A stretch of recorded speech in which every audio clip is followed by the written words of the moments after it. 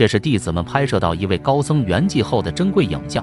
涂皮后，弟子们在遗灰中捡到了许多的舍利，就像一粒粒珍珠一样。眼前的景象让在场的人都感到无比震撼。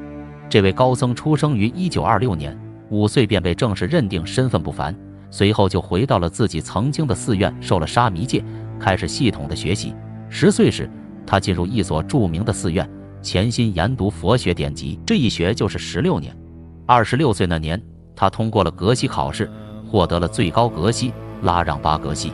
1952年，他进入上密院，历经7年时间，圆满修学了全部密宗仪轨，获得了阿然巴格西称号。年仅36岁，他便被推举为寺院住持，肩负起教化与弘法的重任。到了1990年，他选择过一种平静低调的生活，大部分时间他都在闭关和禅修之中，在修持间隙，他还著述颇丰，留下了许多宝贵的著作。虽然他是学识渊博的精神导师，但因他一生谦逊低调，不喜欢张扬，所以名声并不显赫。殊不知，他其实是极少数完整持有珍贵秘密传承的导师之一。更难得的是，他并不局限于格鲁派，还广泛向其他传承的上师求法，让自己的教义更加圆融广博。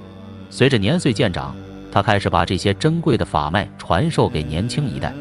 2016年2月13日，他在打坐冥想中安详圆寂。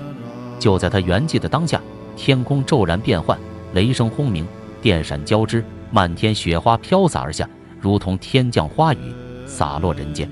随后，人们又见到奇异的云彩在空中浮现，并伴随着一道绚丽的彩虹。9天之后，大众为这位高僧举行涂皮仪式，捡到了诸多舍利。